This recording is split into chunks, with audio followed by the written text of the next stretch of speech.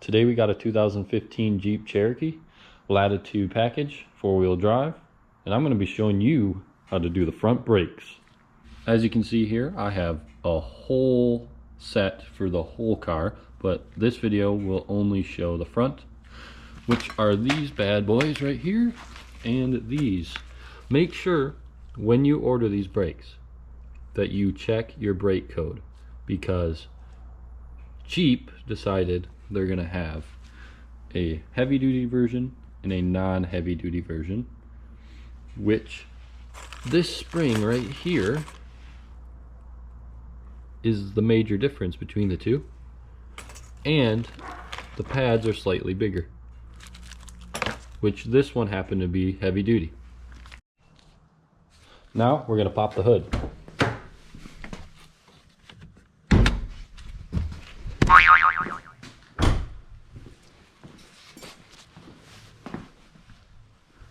Clip is right dead in the center.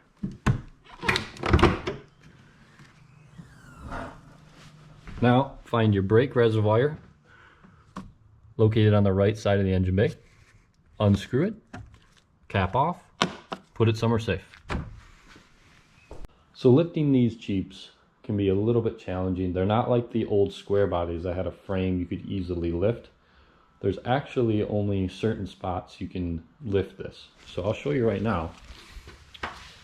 Right underneath the Cherokee logo, you look underneath and you can see this bulging area. That's going to be your best bet to lift, because as you can see, most of this is plastic guards in suspension.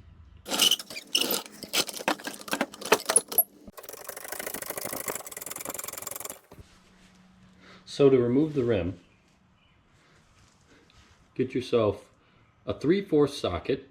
This is a impact socket, and I'm going to use my air gun. You don't have to use an air gun. You can use a normal ratchet or the one supplied with the vehicle.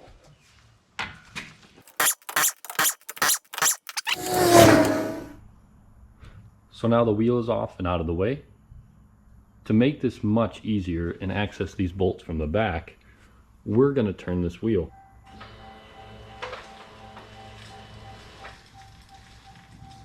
Now we're going to remove the 2 bolts holding on the caliper.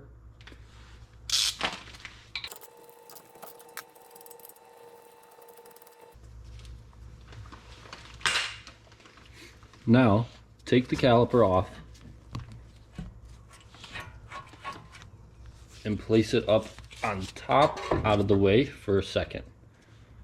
As you can see, I placed it on top of the rotor, but this brake line is not designed to hold the weight of this caliper. So what I'm going to do is put a bungee cord on it, and I'm actually going to hook it to the strut assembly and have it just hang there so it's out of the way.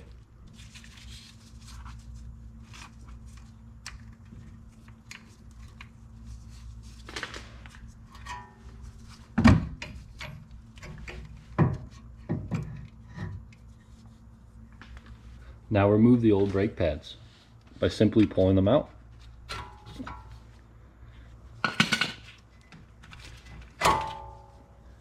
Now we need to remove the 2 bolts holding the bracket to the assembly itself. These tend to be very tight, about 139 foot-pounds, so you may need a breaker bar to remove it. I have a 5/8 socket.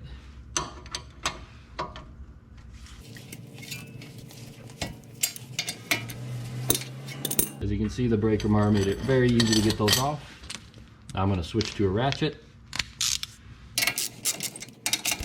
and they're pretty much hand tight. We have a hex key right here, set screw, holding it onto the hub. So insert a hex key the right size, snap it off. Just a little tiny set screw. Now this caliper was easy, very easy. Wow. Sometimes it is not that easy and you have to hammer it off, but that one came right off. So here we got the new rotor. but they come with an oil on them to prevent them from rusting while shipping. So you're going to need some brake clean and spray them down. Don't forget the back side.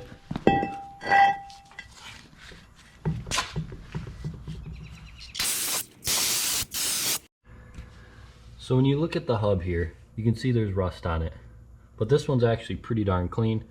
So make sure you get a wire brush. You scrub this all off really good. Get all the rust particles off. Get some brake grease, get some anti-seize. I like brake grease. You can use anti-seize as well. And just put a little coat around the hub here. This prevents it from seizing up on you when you want to remove the next rotor. Now, take your rotor, new rotor, put it on. You have to rotate and match up where you had it before and find where your set screw was placed.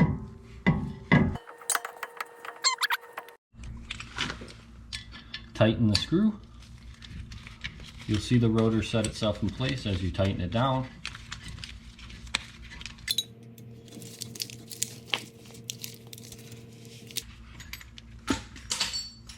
Now, since I touched the rotor again, I'm going to give it another spray.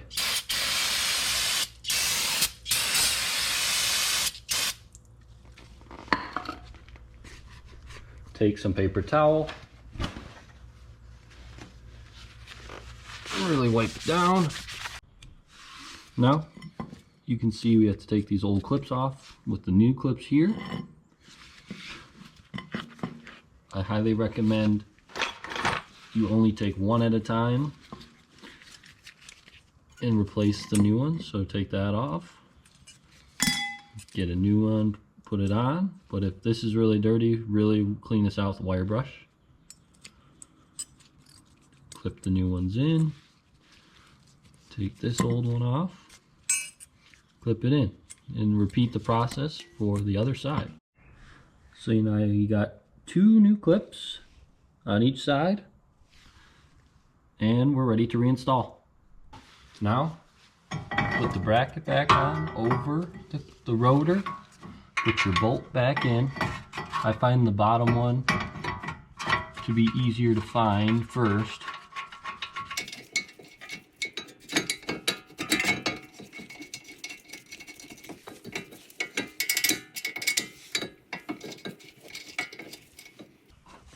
Now I'm going to snug them, but I'm not going to fully torque them down.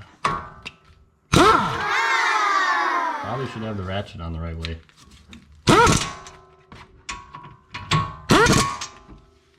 Just like that. Now, take your pins, slide them forward, and remove them.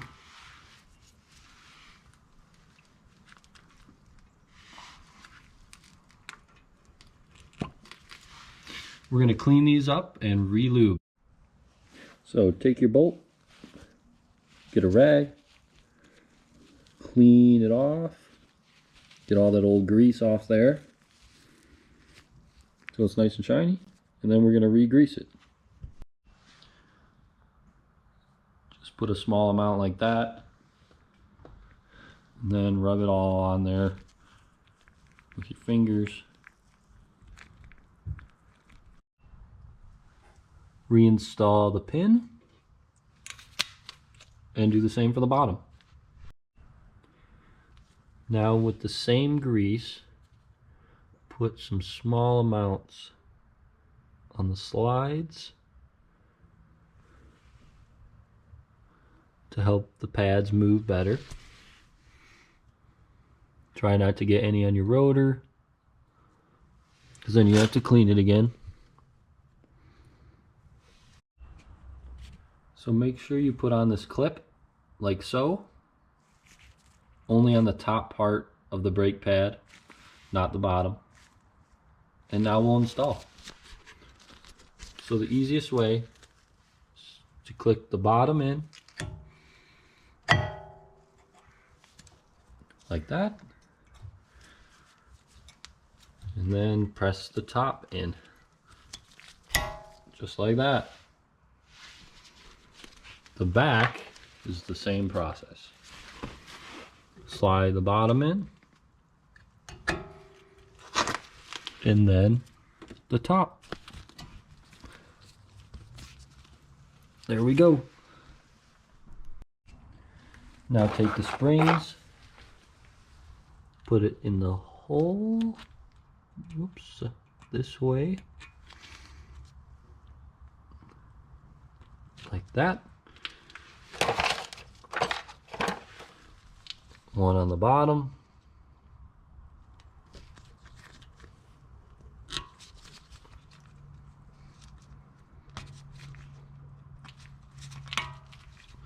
There we have it. That keeps the brake pads from rubbing on the rotor too much.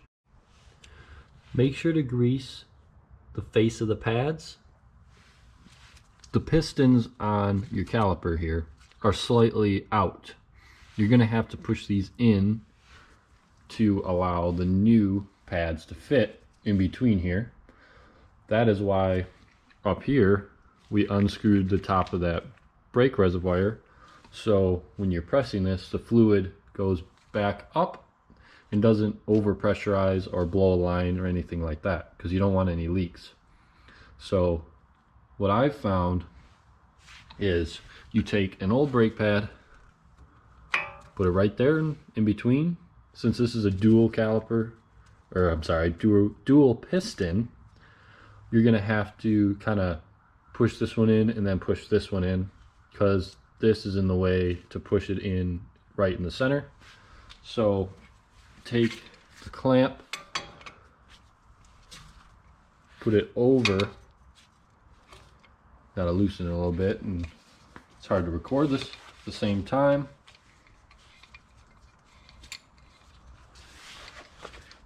So take your clamp, put it like so. Now move the caliper so the pins line up, and tighten it in.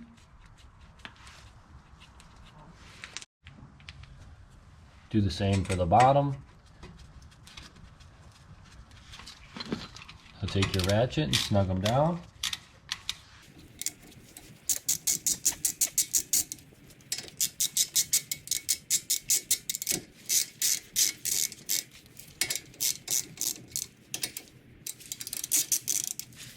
Now take the torque wrench,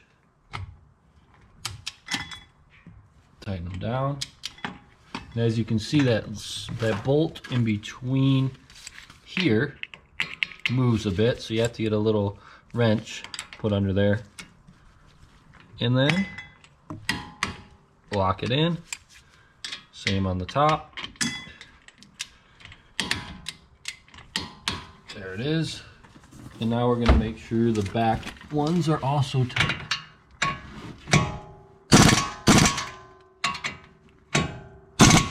Just to get the wheel up there, you'll feel it kind of pop in, but then you have to rotate it to match up where the holes are. Grab one of these really weird lug nuts. Don't know why they do them like this. And just get it started to hold the rim on the hub. Now that they're snug, do a star pattern and tighten them down.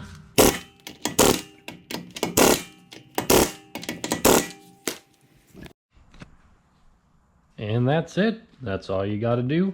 Make sure when you take it out, you pump the brake a few times to get the fluid back to the caliper.